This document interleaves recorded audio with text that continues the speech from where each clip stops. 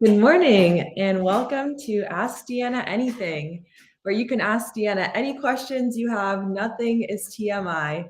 Today we are here with DeAnna Batdorf, who is an amazing Ayurvedic practitioner, mind body educator, lymphatic specialist, and DeAnna Essentials formulator. The DeAnna Essentials program, if you're wondering, our mission is to be a place for all people to heal, learn, and grow. We provide a community of support to empower individuals with knowledge, tools, and skills for their optimal well-being.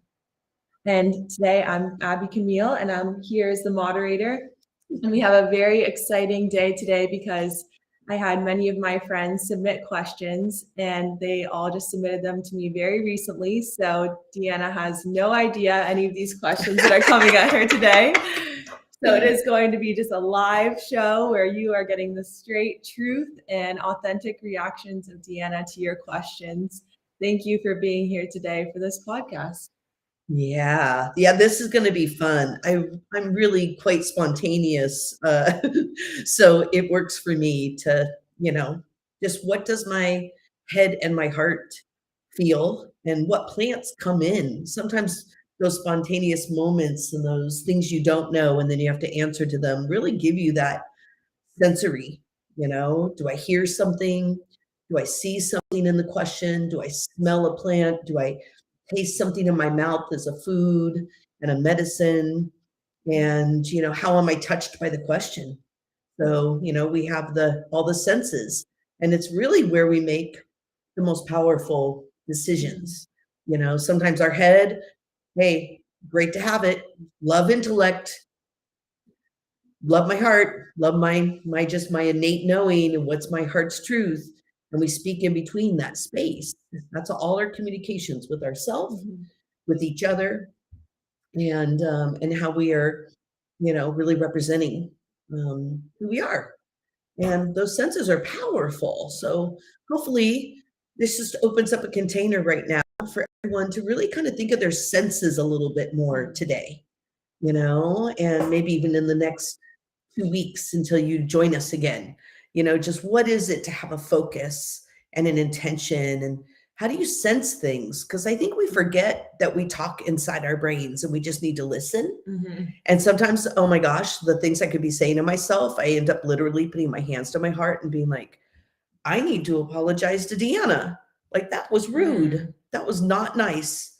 I am a good person, and sometimes, I'm realizing, that I maybe am feeling some way about a truth, and I need to just kind of listen to that inner dialogue and be like, wow, that really is the truth, how I feel about something. And did I see it? Did I smell it? Did I taste it? Or did I go to food to try to cover it? Because we eat our emotions. And so how are these senses how do they become patterns?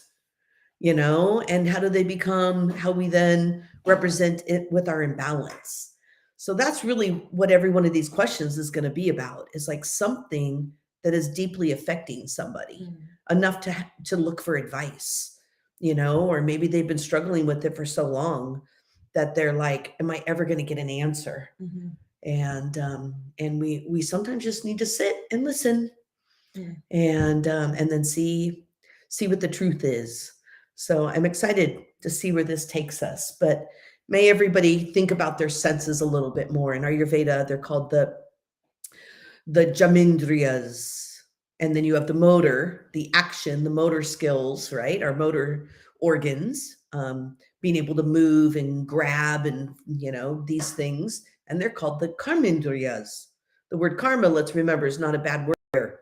The word karma is the word action.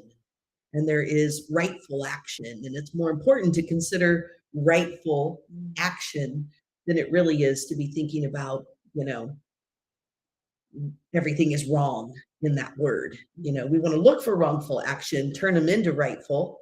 But I just think it's really powerful to think about this. The jamindriyas and the karmendriyas, your motor and your sensory organs. And just, if you don't even know what those are, they're the 12 cranial nerves that are right behind your eyes. All of our 12 cranial nerves are surrounding our eyes, which are called the doors of perception.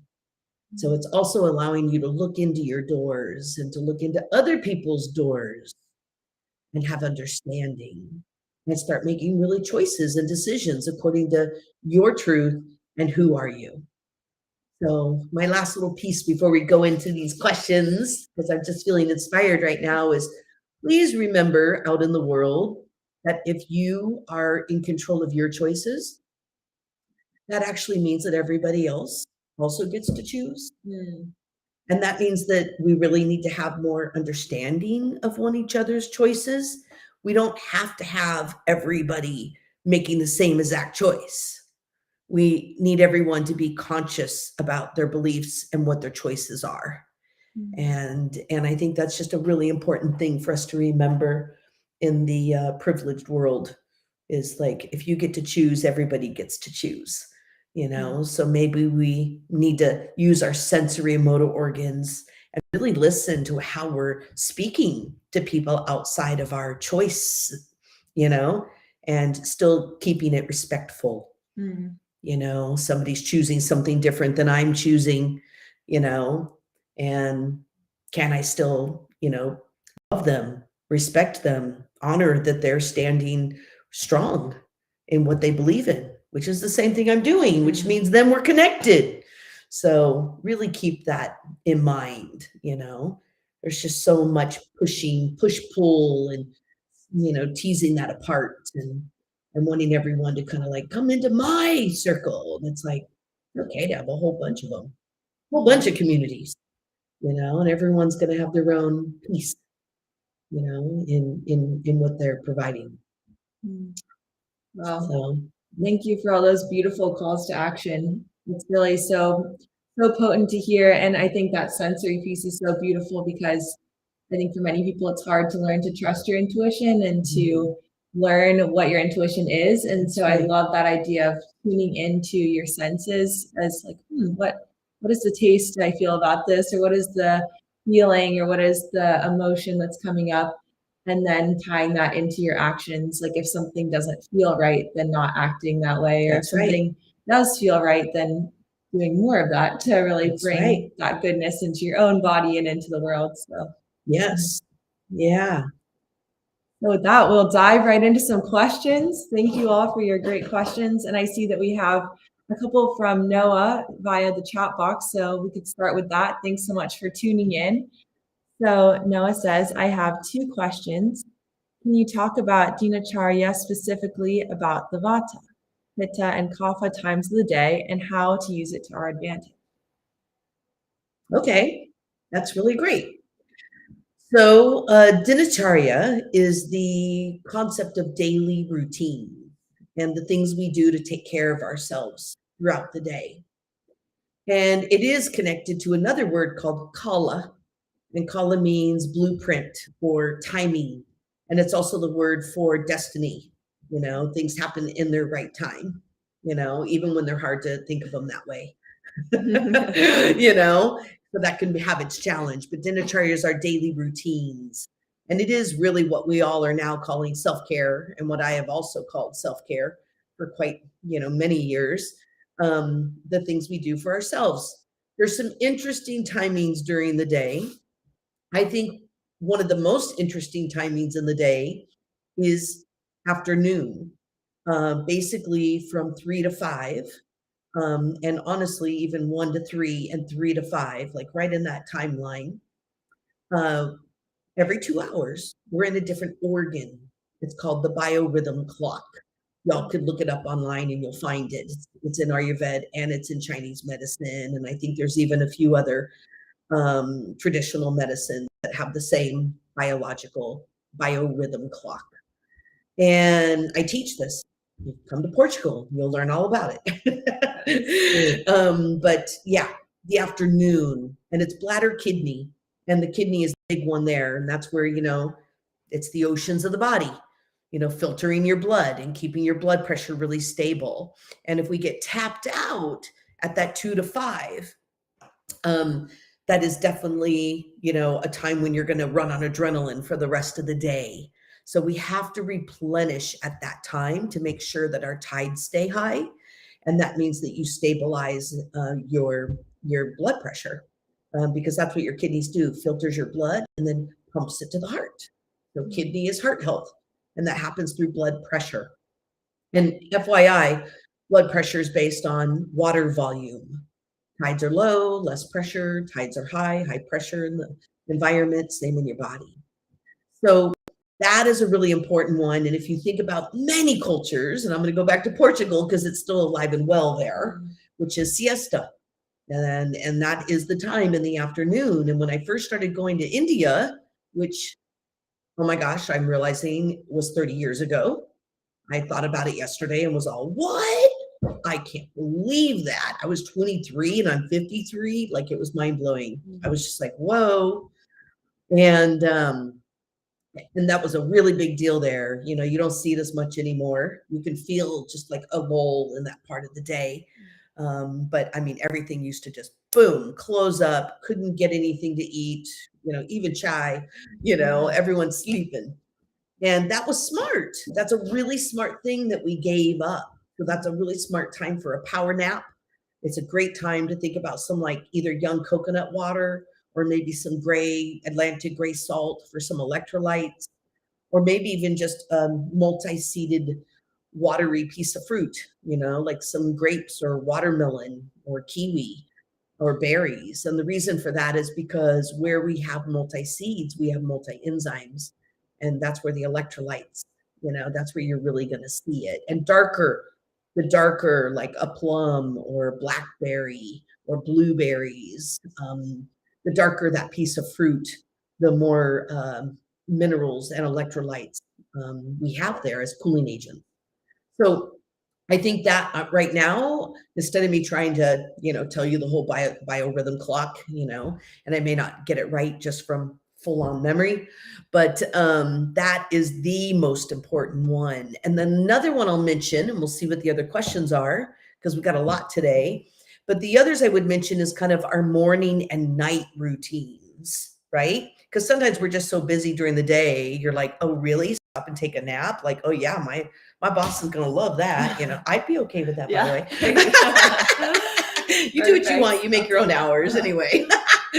You're an independent. Makes me happy working with independence, right? Because then everyone just gets to like do things at their own pace. That's what really works in dinacharya, in daily routine. Yeah. Having a little bit of control and independence around our time flow. And unfortunately, and the truth is not everybody has that luxury. It is the truth. So morning and night becomes extremely important.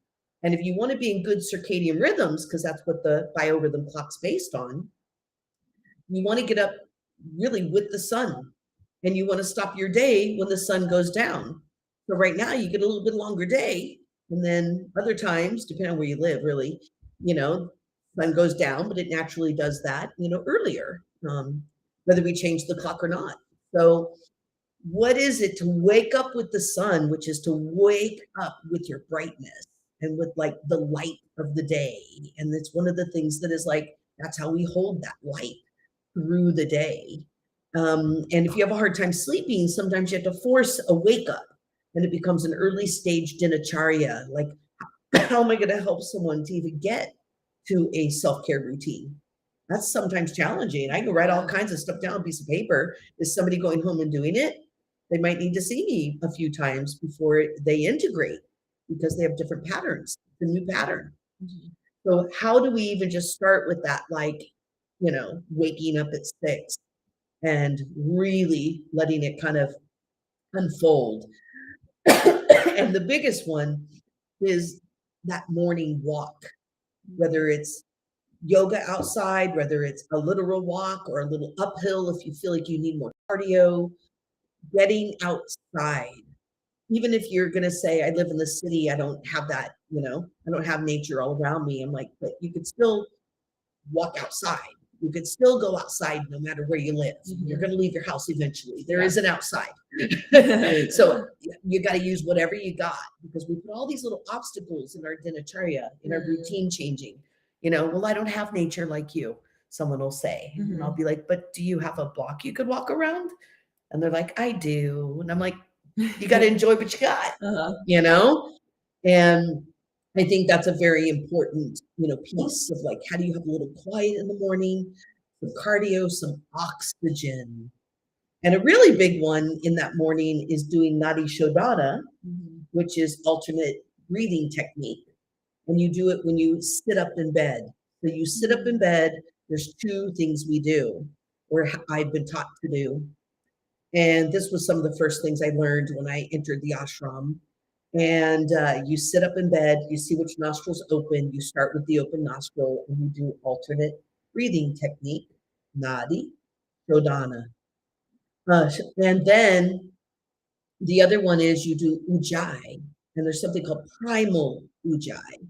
And that's where you just make a little more noise with your vocal cords. It's a vocal cord engaging pranayama. And so you're literally inhaling through your vocal cord and exhaling out of your vocal cord. And you're making sure that you do it, not how many rounds, but the nostril one until both nostrils are open and clear. This, your inhale and exhale is equal. So when you inhale, it's about how you can listen today. When you exhale, it's about how you're going to be able to communicate today. So it also tells you a little bit about whether listening is harder for you or communication, like putting it out there, is harder for you. So we're literally doing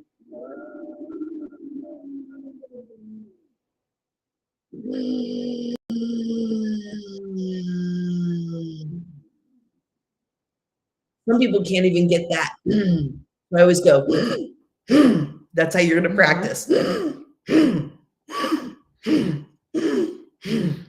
Until you get that strengthened and understood, just like sometimes we don't know breath anymore, we have to relearn. Same. But it's about you opening up your third eye and your connection to something bigger than yourself, and then getting your communication in check. Wow. And then the last detail here is evening, and just like, oh my gosh, if you get back on your laptop or your phone and you just start spinning out in the ethers, guess what? You're going to spin out in the ethers all night. So how do we learn to get to that dinner quicker and that let down in the evening quicker? There's definitely times when I'm got a project and I need to finish it, but that can't become my normal all the time. Or, you're losing sleep, you're not going to be able to do your routine in the morning. So I guess those are, to me, some of the most important things to consider is like, how do you let yourself wake up in the morning, and how do you let yourself go to bed sooner, or at least wind down sooner, and in a way that's really a more healthy routine, healthy dinacharya. Those are all such good recommendations, and really ones that we have to hold ourselves accountable to, because it is kind of countercultural at this point to do those. So it's That's really, right. great to have those reminders. Okay, we'll come back to Noah, your second question. We'll loop back and we'll mix in a few other questions. So this is one from Fiona. I was experiencing chest tightness and lightheadedness with occasional fainting. I went to a cardiologist and they said my heart looked normal and that I have a salt deficiency. Without salt, my body doesn't hold water well. I pee more frequently and get lightheaded more easily, which they diagnosed as vasovagal.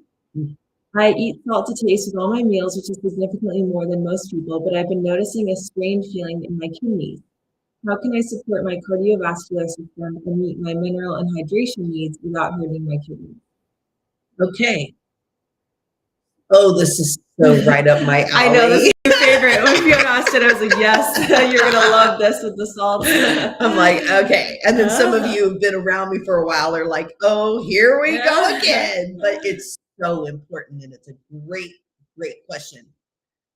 I'll try to sum it up. I'm going to start with this. And maybe this one thing I'm really listening to in this question is the word salt is there, but I'm not hearing what kind of salt. So we always have to consider that we've got, okay, who thinks whole food is better than processed food?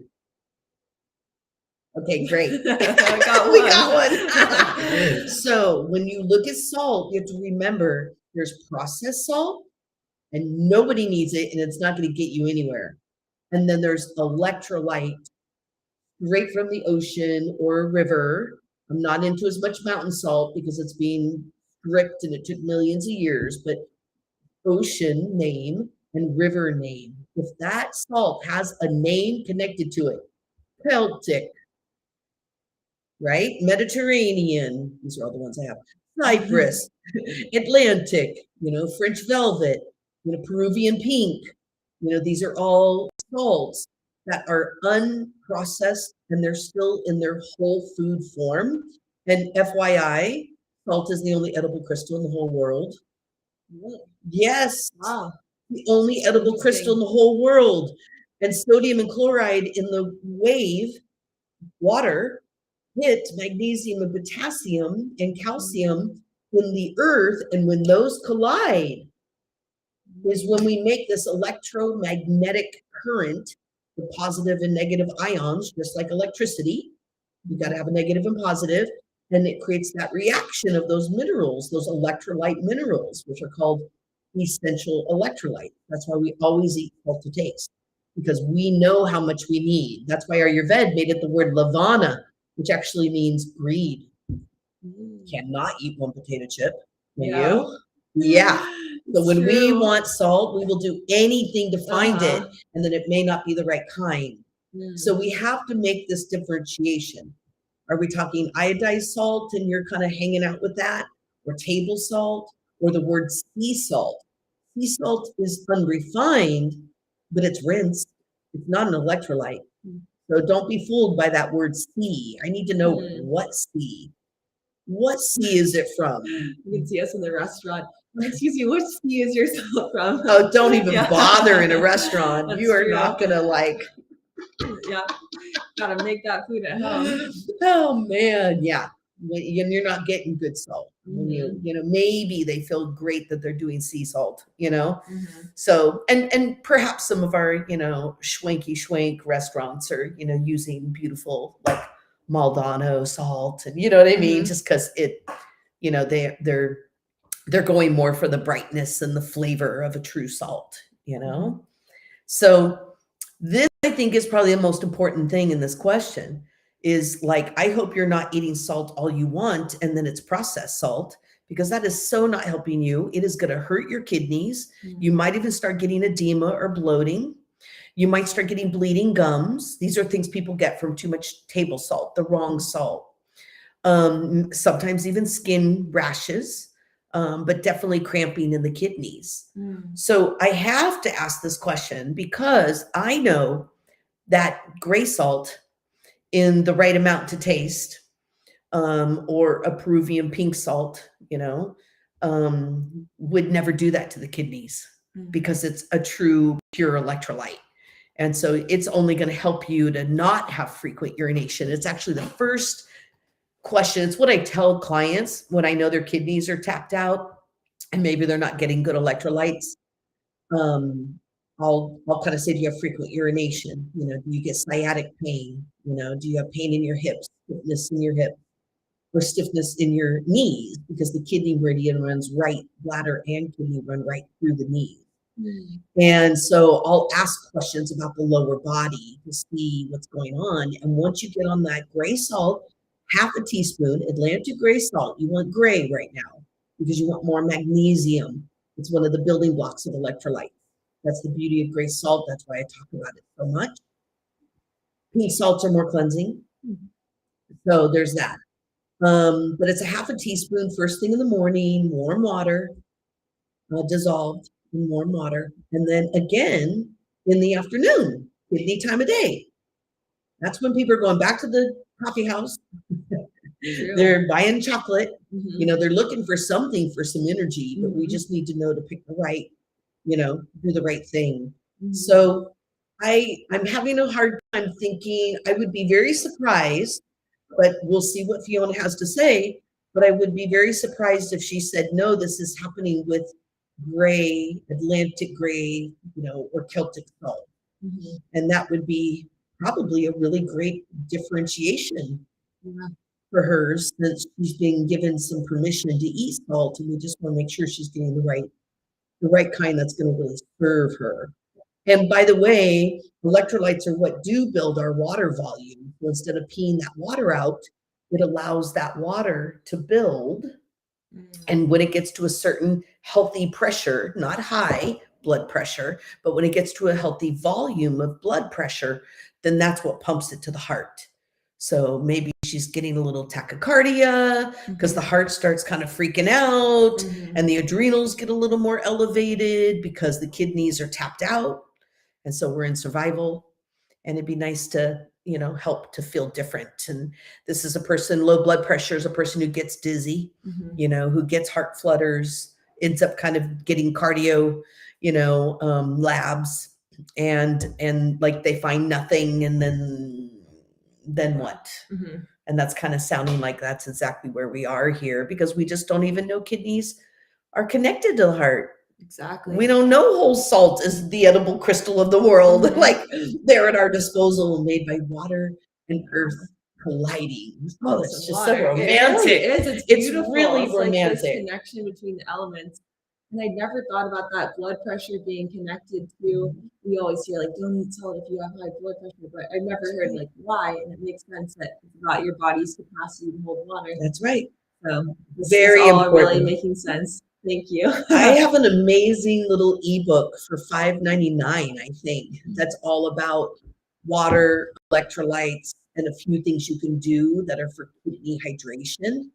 And I really highly suggest that, because it's cheap and it's like a really good explanation of electrolytes. Yeah. We know that you have those amazing sea salts that have the names of all the seas on your website. So I will definitely be buying some of those after hearing this. That's super informative. Good. Great. So next question we have is from Brad. I have been experiencing chronic daily headache since April of 2021. No history of migraines, and I got my second shot of the Pfizer COVID vaccine in March 2021, a month before. And I'm wondering, what can I do to get relief? And she says that she's tried steroids and multiple pharmaceuticals that are used for migraines, Botox treatments in the migraine areas, energy work, massage, yoga, meditation, altered work schedule, lots of rest, acupuncture, chiropractic care, and changes to diet and exercise. So really trying the full range, and it seems that none of these have really brought conclusive relief. So any suggestions that you have for that would be great. Okay, well, first off, I just want to validate how horrible it is to live with a headache. And I'm hearing that Brad is living with a headache. And that it really is a big deal. And some of you who have maybe had a long-term headache would agree. And I haven't even had it, but I can just see it in the strain of people's eyes when they come to see me. And I'm just like, oh my gosh, I just first want to validate and how good you're being. So I also want to say I'm proud of you for trying so many things. And then that also can be so frustrating not to be able to get answers, you know, and not to see it really changing. So I have an idea. My idea is that your cranial bones are out of place. That's my first idea. And probably the occiput that runs across the back at our neck, at the nape of our neck. There's a big bone running across. We have two parietals that are around the ears, and they meet up here. You might want to see if there's like a ridge. We shouldn't have any gap between the sutures of those bones, and we shouldn't have any colliding of those bones that make sometimes a little ridge at the top. I might have a little ridge up there. Yeah. So those are things that need to shift. We have all our facial bones. We have our frontal bone. I think getting some cranial for somebody who does really a lot of the cranial, not just the cranial sacral, which is down in the hips, but some people do full body and are very good with all the cranial bones. I am teaching Tibetan cranial and psoas and palette work in January. I haven't even put it up on the website yet, but you might want to bring some of your friends and have the, like it is an amazing thing for people to know how to do for each other, like in a community. It's really important. You don't have to be a body worker to learn that and get people like drop your jaw out. So the jaw is another one. So if something, okay, so it was after the vaccine. Let's just say, because we go through an inflammatory response with the vaccine, just like we would if we got the virus. So, there's a lot of similarities depending on whatever you chose, and kind of what's out there. But that you could have gotten an inflammatory response and fire rises. And this is our warrior lymph up at our neck. That's why we get like swollen glands under our chin, or we'll get really congested because it's connected to this lymph, this immune system called our lymphatic system. And it runs all through this whole entire channel. So if you had fire rising and you kind of put a little pressure on your immune because it was kind of like, whoa, I got to figure this out. And then it did, that's what a vaccine's for, and then basically you might have had like where this is clogged in here. And if you got inflamed, it can push the jaw up and it can push the occiput up and it pushes up on your central nervous system, which is your spine and your brainstem. And you'll get headaches, and it'll also kind of throw off the temporal bone right here and the frontal bone, and your mandible will kind of push in. So you might want to see if is your temporal bone flush? Or is it kind of pushed in or pushed out? We are not taught to look at all of our bones and see where they are and then like how much they can change. We have no idea. I'm going to be really honest. I just spent the last 3 days with someone doing a panchakarma, and it was all crushed in right here and indented in the middle. And I worked on that frontal bone for 3 days. And he left yesterday with flush forehead. He was just like, what? You changed the structure of my face. And I was like, well, the structure of your face was showing there was an imbalance with the bones, so that's just a really good example. So yeah, there's a part of me that kind of wants to get my hands on you. You know what I mean? And just like, give you some relief. Maybe you should come to the clinic on June 21st. We do have clinic appointments, and we only have 8. So maybe this is a good place to announce it. Great. Yeah, since I can't do a huge announce, there's only 8 spots. We're starting donation clinic again. And you can come to donation clinic and sort of ask for what you need relative to an hour of time. But we can't do property and check your pulse and everything else. But what if you came to clinic and said, when I get on that massage table, and could you just move some of my bones around? That's what the students would learn. So it's a clinic that's kind of there for whatever. And then what are we going to do? So I think that would be a good suggestion. And how cool that's by donation. So you don't have to put too much more money into something, and maybe, just give it a go and see if it's giving you relief or not. Because, what you've done is costing a lot of money too. Definitely. So I think there's some cranial bones out. That's really my guess. Putting pressure on your trigeminal nerves at the temporal. And if your ethmoid bone, this little butterfly right here, if that bone or that frontal bone is pushed in from inflammation, it puts pressure on the cranial nerves and the eyes. So a big question for you is to say, where is this headache? Where does it reside? Is it back here? Is it up here? Is it here? Is it here? Like literally, where is the pain residing? Because that'll tell you exactly where bones are colliding. You're not going to hurt yourself. If you found this occiput was way up, you would just literally sink your hands up at the top of it and then nestle your fingers in there, and then you would use the weight of your elbows, and you would literally start like, it feels so good. Yeah, I it know, literally feels so good. Now I'm ready for a neck and you literally, if you really grip that bone, and if you really keep pushing it, Tibetan medicine, this is called Tamba Kujitag, and it's still moving. So the cranial is a little different. Like you're literally ripping that bone and coaxing it along where you want it to go. A little different than cranial, where you're reading the nerve pulses, which I also adore, when you're kind of letting the body move on its own. I'm literally bringing mine down. Yeah, this was so nice. Everyone listening to this, your hands in the back of your head and just move that skull around. The other thing you can do, you can put your fingers right into your ears, and then you can pull your ears down, and you can put your other hands on your jaw. Ooh. And then you can bring your jaw down. And again, just the weight of your elbows. Oh my God, it feels so good, doesn't it? The other thing I can do is I can lay down. This is hilarious.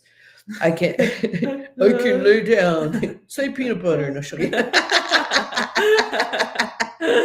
Oh, humor is so good. You can also lay down, and I can put my hands up and sink them into my brow bone. And then I can use the weight of my hands, and I can pull my frontal bone back. It just is not easy to do sitting up. So go in there and give it a go yourself. And if you think this is maybe ding, ding, ding, something I haven't tried yet, that's where I'd go. The only other thing is maybe there's an inflammatory response that isn't turning off after that vaccine. I mean, some people are having long-term inflammation from getting COVID. Some people are having long-term inflammation from getting the vaccine. Again, we're actually a lot more alike than we think in some of these choices and struggles that people are having, So, that would be opening up, like this is the lymph where it drains. So like, is this all opened up below your clavicle? Is this all moving and draining? And then that's how the head drains. So, usually we open the drain and do massage and everything and like get in the armpits, soften the neck. Then we move the cranial bone, because then they're all juicy and ready. And then whatever's, when they move, well, the synovial fluid or any pressure edema that's up there and making that headache drains. So those are the two things I would try that I didn't hear you say there. And that's my hunch.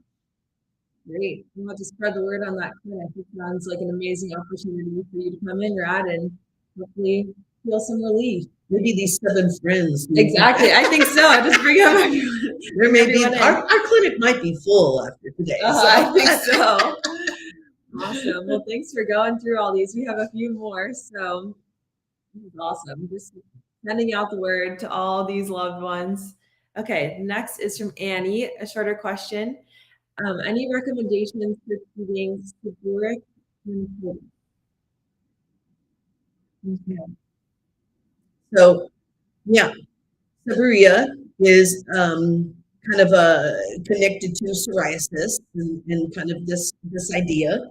And so my first question always with the dermatitis, because I don't know if we all know this, but all the itis, anytime you get an itis, it's inflammation.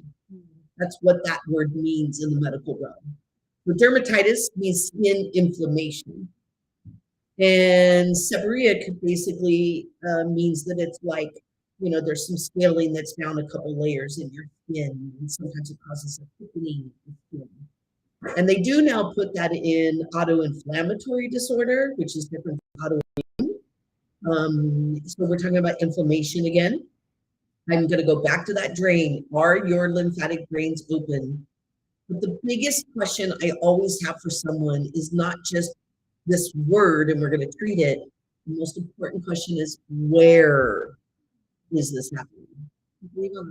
Okay, that's the most common, but people can get it on their elbows and people can get it on their hands. The most common place we have it is connected to our hair follicles. And the most common thing is it's connected to people who can't break down fat very well.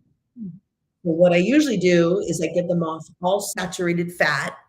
I hope this person isn't too deficient already, because I'm not a big fan of taking fats out of a diet, but I am, into like, if the stomach's not breaking them down, they're not helping out. So we got to help break them down better. But you could still eat EFAs. Raw seed oils, raw seed butters, raw seeds in general. But it would be, no nuts. And then you'd have to start looking at your list of saturated fats and start giving your body a little break. Because it is connected to what's called to oily. And it means that you're not processing your fats well. And sometimes it's people who are starting to gain more weight and there really is more fat cells.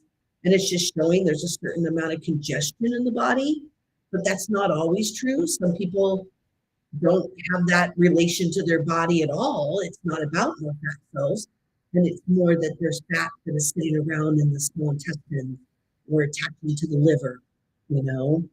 It is connected to high cholesterol. Doesn't mean you have it, but it is something I would work on preventing because they're so connected. So that's where I would really look at this.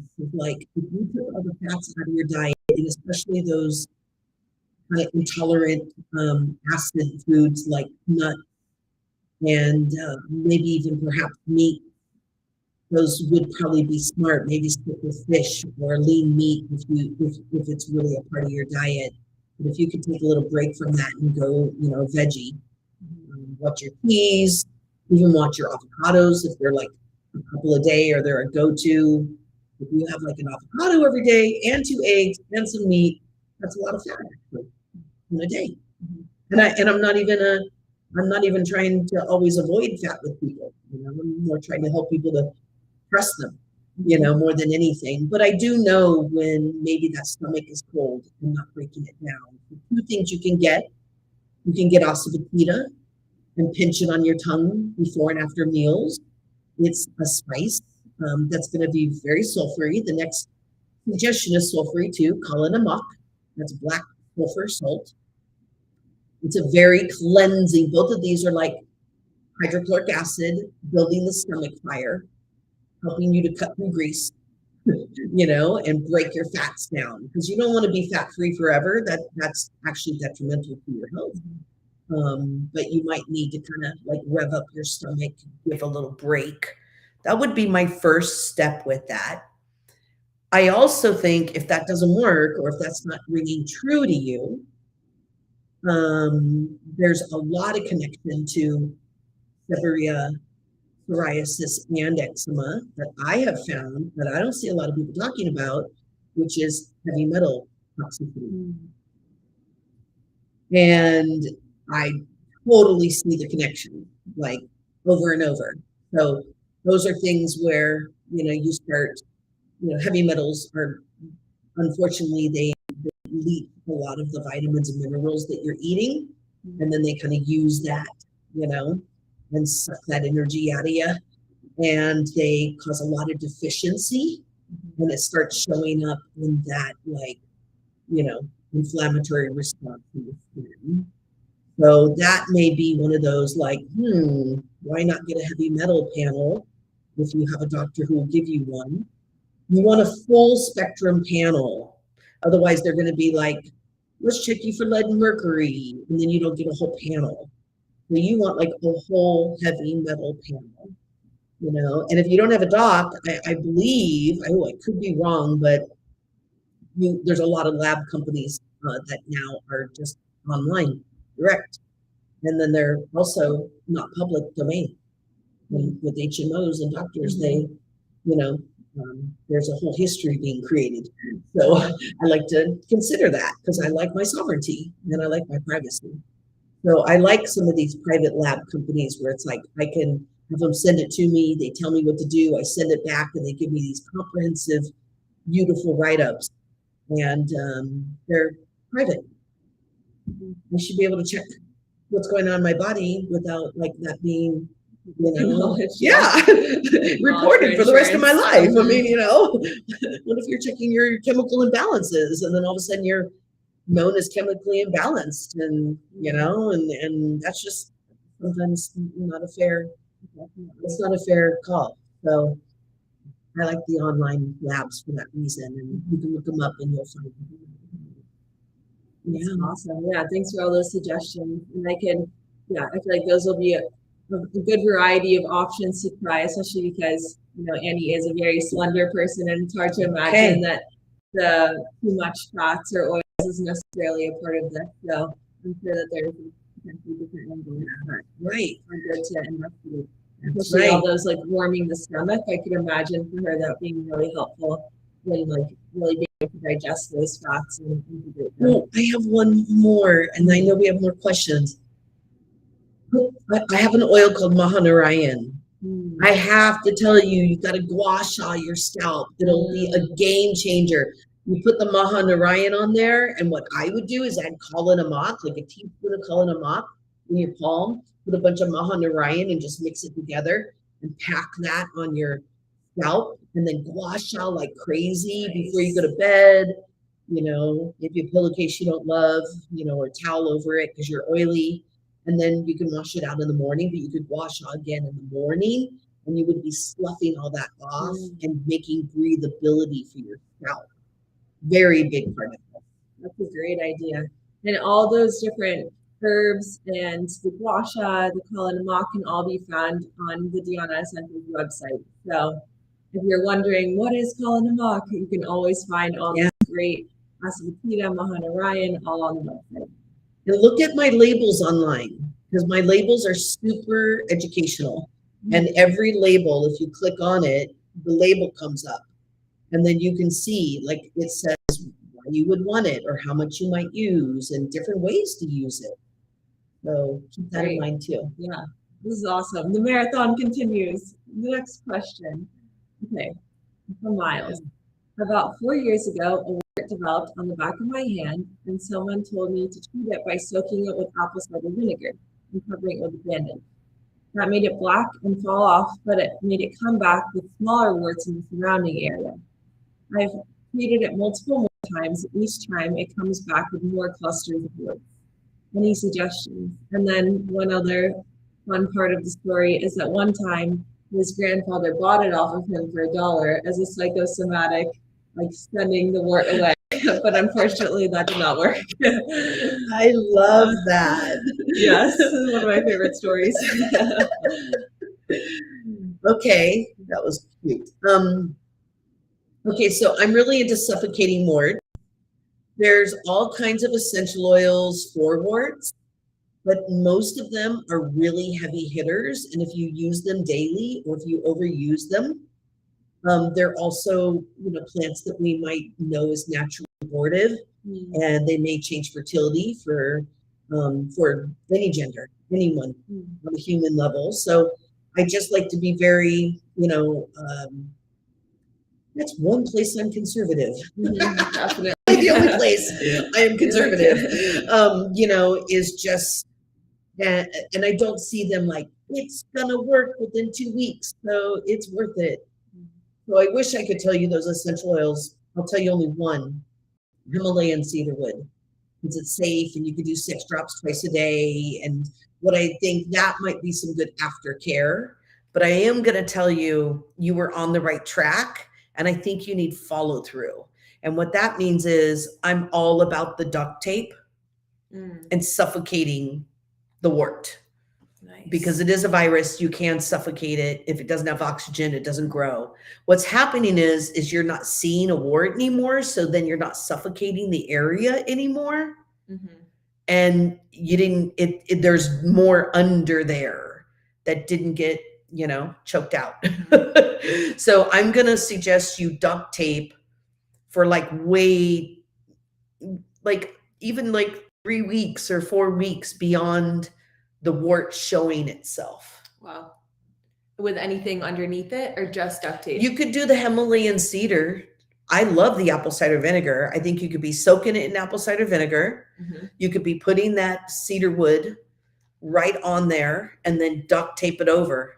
But I just have a feeling, and I've seen this happen for many, it's like you just didn't choke all of it out, and you got to leave that duct tape on there longer than you think. So you just need to kind of go around with duct tape on your hand longer than you want to.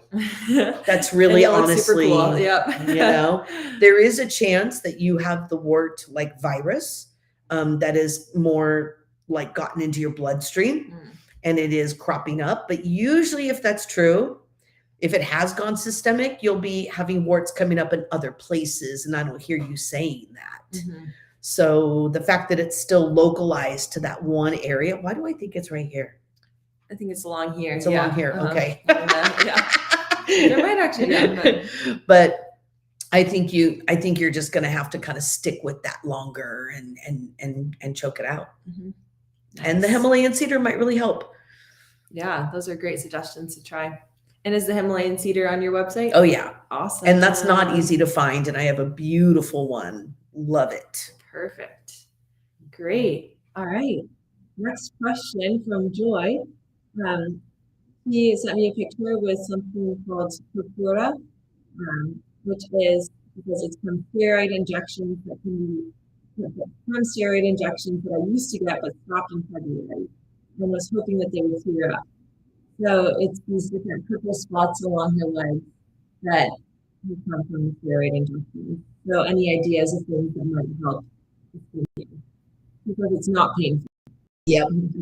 I've seen this many times, and I've seen people get rid of it, just so you know. Okay, so purple is also always telling us, even like if you cup or gua sha and you get purple bruises, it shows us that the blood that is surfacing, which is considered toxic blood, so the bruises are not bad, but they are showing what's going on, and purple is stagnant blood.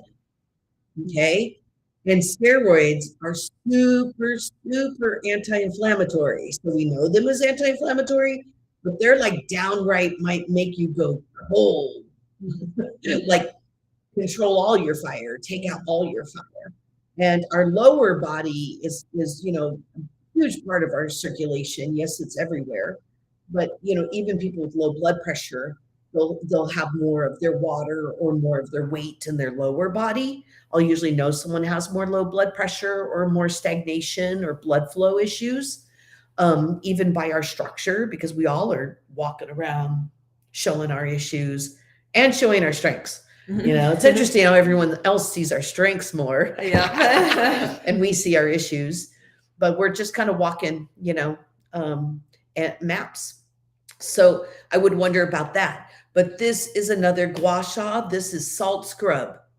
You want to get a warming salt scrub, which I have warming salt scrub, but you want to get warming or make a warming salt scrub. If you know how to make a salt scrub, you can make that yourself. It would be cheaper.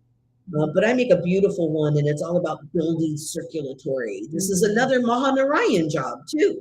If you wanted a daily oilination, you know, for sure. But you need that circulatory, invigorating.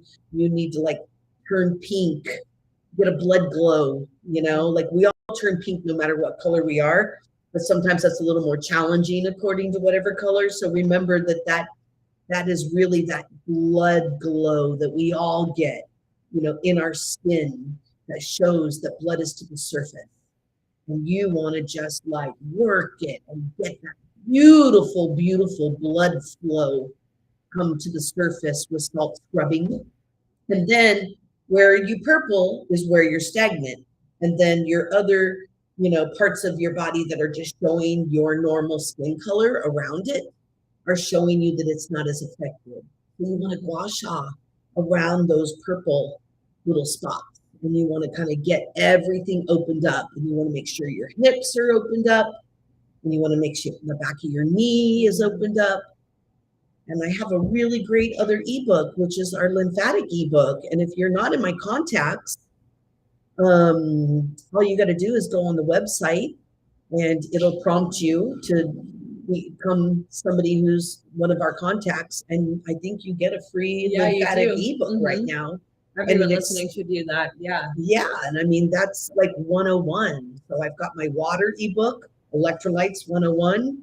And then I've got my lymph ebook that you can get just for joining along and learning with me. So I think you need salt scrub, some lymphatic understanding and some care, and just know that that is stagnant energy and it needs to move. So you can get in there and really move it. And it might be quite inspiring to see those little purple blotchies like start getting smaller and lighter and smaller and lighter. Yeah. I mean, I see them change. You know, I've done body work on people where they're like literally shifting as we're going along, you know. So you can do it. You can find those areas that feel blocked, because when they're all, ow, guess what? It needs to move. That's why it's got that little pain thing. So don't go beyond healthy pain, productive pain, but do remember that our lymph speaks in pain and it speaks in fatigue, you know. And when our blood isn't flowing, it shows in purple. So that is a stagnant blood. And purple is cold. Mm. Blue and purple are the colors of cooling. Mm. So you got too cold from your steroid long term. It kind of happens when people use steroids for too long. So it makes me wonder what else was going on had you used those steroids. Mm-hmm. You know, and maybe that was by choice too, depending on what kind of steroids we're talking about. It could have been transitioning steroids, versus like inflammation steroids. Yeah, what another inspiring example of the time you just get in there, the doctors say in this case, like, there's nothing you can do, but we're Yes, hearing there it's like, is. this is the time. Yes, there Dig is. in there and feel what you need to. Yeah, doctors are great at what they do, and they're super inundated. They are like overwhelmed, like no other. Oh my gosh, it's so overwhelming. I can't imagine. I really feel for them. But we are asking them sometimes to do things that they're not even meant to do, and they're not even really about doing. So that's kind of what I'm trying to segue is like integrate, like know when to go to your doctor and what's available there, and then it's perfect and it's there, and then there's just so many things that we can do for ourselves that we just need a little more permission to explore. Definitely. So awesome. Well, on that note, we have one more question from Noah looping back, and it's about body oils. So great for these massage topics. So what body oils can be used for spring and summer? My dominant dosha is vata, and I'm currently using sesame oil, but sometimes it feels too heavy. Thank you for holding space. Thank you, Noah. Yeah, that sesame gets way hot and heavy when you get into the heat of the summer, you know what I mean? So I'm totally agree. You've got to switch it out. There's a few different directions you could go. So you could stay with the sesame, but you could do a medicated. So like all the Ayurvedic oils that I carry, like Brahmi oil or Bringraj oil, or that Mahanarayan, that one's too hot. That one would be the warmer and the more circulatory. But Brahmi and Bringraj are both cooling, anti-inflammatory, and they're high oxygen. They're used as brain plants too. So though it's in sesame, it's with a cooling plant. So you could get a way different variation there and still stick in that deep hydration because sesame is so deeply hydrating. Or you really could do like half sesame and half coconut. Or you can switch to all coconut because it's cooling and it's easy to digest and it's super nourishing. And if you're invigorating, it's not like coconut is so cold, it's going to make your stomach cold. You know what I mean? It's topical. So, the little bit of massage and a little bit of sun, and that coconut is like great for everybody in the summer, and it totally reminds me of summer. It does. Totally. It just is like, I'm sitting on the ocean. You know what I mean? Definitely. So I think it's the perfect summer oil, to be honest. But I think it's an interesting thing to look at like, oh yeah, they still use sesame, but then they use the cooling Brahmi or Bringraj with it. Bringraj is probably one of the most common scalp oils ever. I mean, it's used for like thick hair, tonifying, like if you have hair loss or if you feel like your hair is thin and you want to see if you can plump it up. Bringraj is brilliant. So I always have that ready because I love a good scalp oil. So yeah, but Brahmi would be the one I would pick for like full. Awesome. Yeah. Yay. Summertime is upon us. You So know fun. Time it. to get our coconut oil. Awesome. Well, that is all of our questions for today. So much fun. That was amazing to get. We got through them all? We really did. We were just cruising through. Ooh, yeah, awesome. So fun. So a couple of exciting reminders for things that are coming up. We have, first of all, Birth Alchemy class with Carrie Simmons coming up in July. So that registration is live and available on the website. It's going to be amazing. 5 weekends over 7 weeks, and it's all about autonomous birth. So whether you are giving birth or a loved one is giving birth or you're just interested in birthing into the world, this is going to be an amazing class. And really not just for women, like any of DeAnna's classes. It is for everyone to come and learn and be part of. Yes, it is a class of, if you're thinking of free birth or if you're part of the free birth movement, I highly suggest this class because it gives you so many of the foundations to just know what complications might come up and what could you do for it, what herbs and in what form of herbs are going to be quick enough acting to help you, say in a labor or your time of need. And I just want to give a shout out to my dear sister friend Terry, who we have known each other for, I think we're at 28 years. Yes. And I know. And yeah, she is a wealth of knowledge.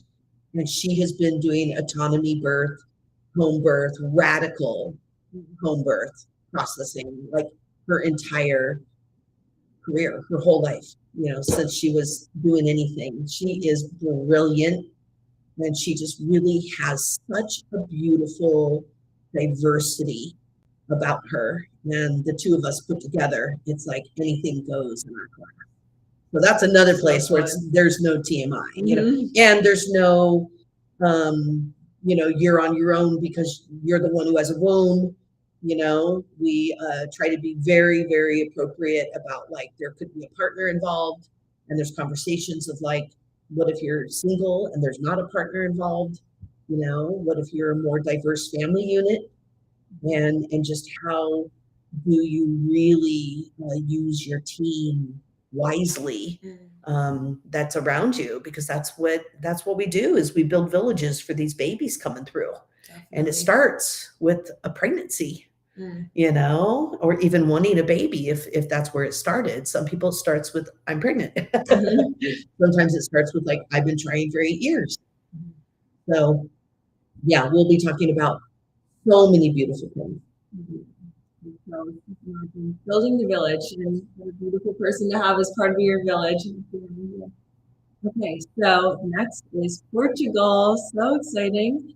DeAnna will be teaching a clinical herbalism course in September and October, starting September 28th. And it is just going to be an incredible 24 days in Portugal, learning at one of the most beautiful places and soaking up all of DeAnna's incredible knowledge, a lifetime really of knowledge. So you can see all the details on our website. That's all up there at DeAnna Essentials. And there is a great deal on double occupancy. So if you come with a loved one or a friend and you all are willing to share a room, then you each get $1,200 off, which is an incredible deal, and you can definitely do it. And also so fun to go to Portugal with a loved one. Oh, great. Yeah, we'll be there. Yeah, we'll be there. You'll be hanging out with both of us. Fun. Exactly. All you got to do is look up the place that we're going to be staying. And I think that's, I think that's just the game changer on whether, the universe is going to draw you in or not, because that's sure, I'm going to be there teaching. Hopefully I'm a draw too, but I just keep like staring at the pictures and being like, oh, I'm going to be there soon. I can't believe I scored this place. Talk about listening to your senses and your intuition. Just imagine the river and the sun. It's like waterfall. Oh.